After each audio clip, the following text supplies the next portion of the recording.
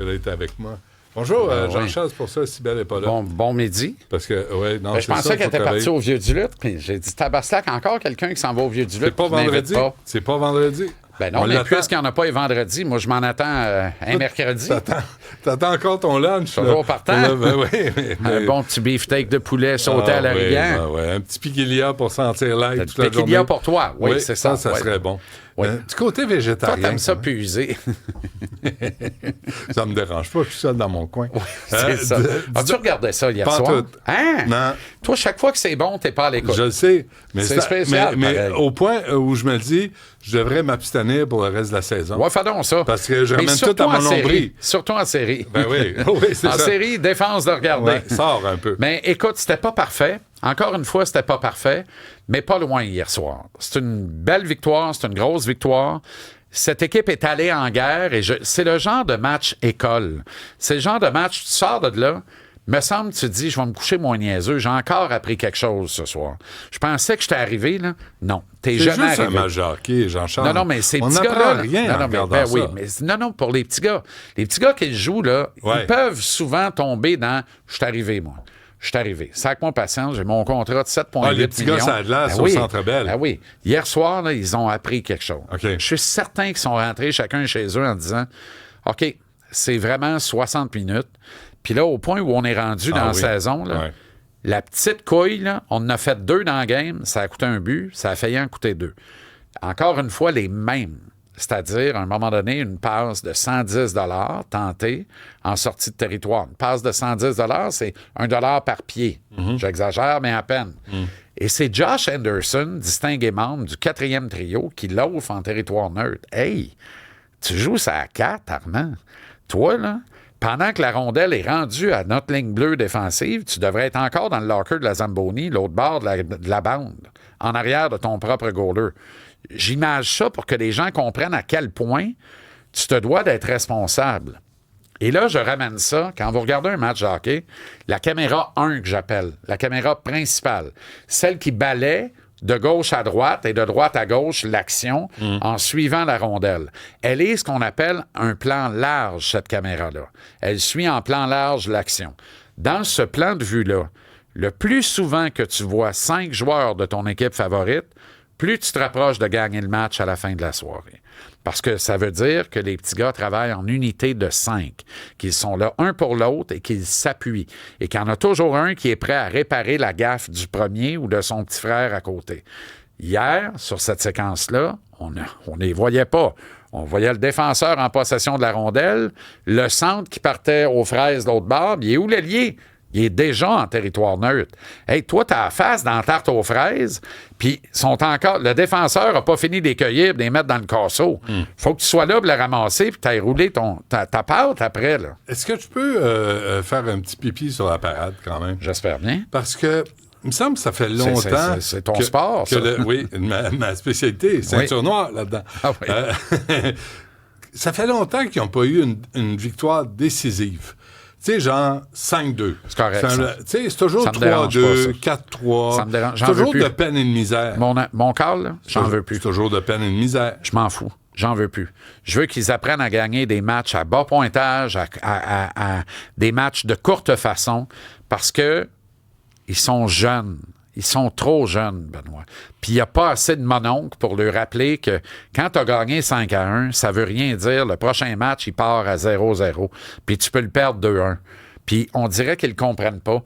On vient de gagner 5-1, le prochain, on va le gagner 6-1. Ah oui, mais ça a commencé, les Bruins menaient 2-0? Non. C'est quoi? 1-0. 1-0, puis on a fait 1-1, puis ils ont fait 2-1 sur, encore une fois, c'est l'autre couille dont je voulais te parler, une erreur d'assignation en défensive.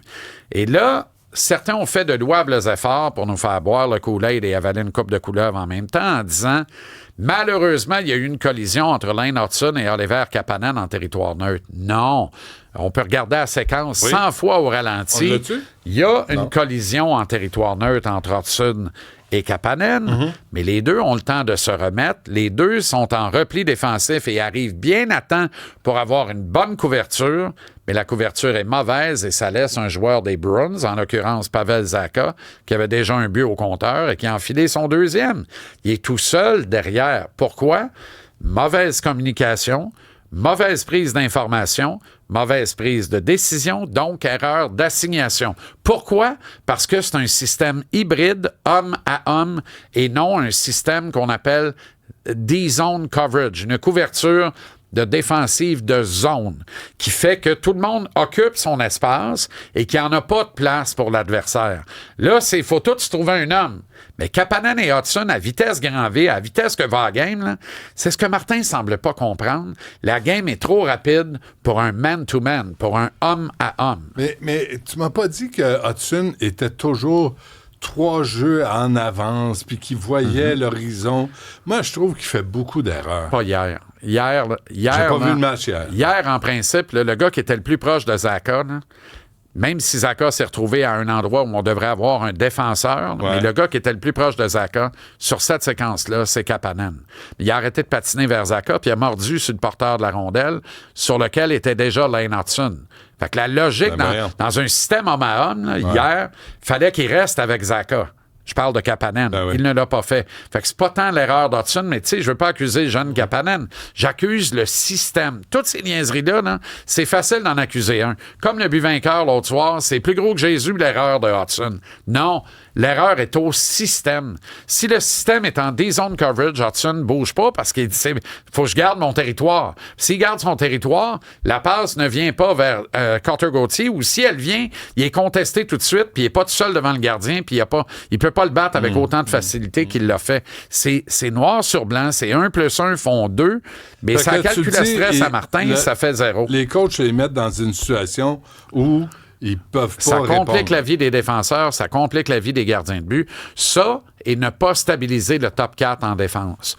Ne pas dire, Hudson, faute de mieux, tu vas jouer avec Alexandre Carrier, vous êtes vissés ensemble jusqu'à la fin de la saison. Carrier? Ben oui, il fait le job, mais on le fait pas jouer avec Hudson. Pourquoi? Pourtant, on a donné 336 minutes à ces deux-là ensemble, puis ça a donné un pourcentage de chances de marquer extraordinaire en attaque, doublé d'une efficacité défensive parmi les meilleurs de tous les duos qui ont été assemblés par le... Je le sais pas. Je te le dis, je comprends pas.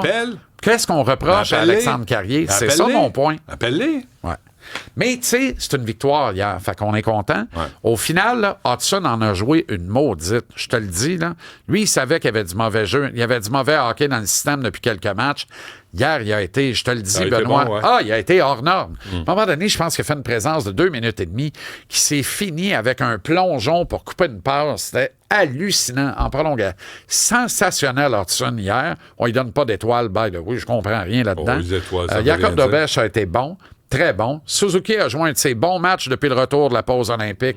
Ma modeste opinion. Il ramasse ses points, là, mais hier, en plus de ramasser ses points, il a été inspiré et inspirant. Slavkovski, il est formidable. Là. Pour vrai, il est formidable.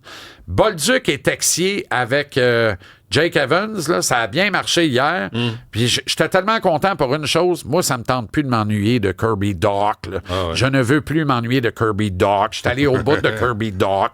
Je n'en peux plus de Docker par-ci, Docker. Non, mais c'est assez. T'es plus fragile qu'un bricolage en papier de soie d'un enfant de la maternelle. Là. Ça suffit. Là, il n'y a plus de valeur marchande. Non. Va jouer au curling. Ah non, pas au curling, tu peux tomber. Il faut qu'il se plie en deux. Il faut qu'il se penche. Bon, parfait. Denis. Cole Caulfield a 40 buts. OK, mais là, il y a 40 buts. OK, le Canadien. Mais il y a 40 buts. Venezuela a battu les États-Unis au baseball.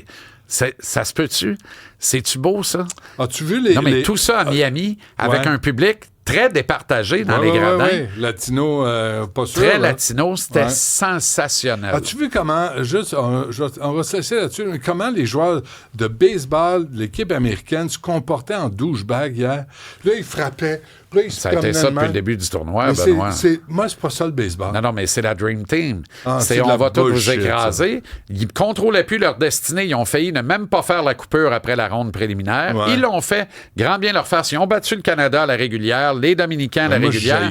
Mais hier, là, je pense que les Vénézuéliens auraient payé de leur vie pour battre les Américains. Et c'est une belle histoire et un très beau roman dans cette classique mondiale de baseball. Qui aurait misé sur le Venezuela pour triompher à la fin?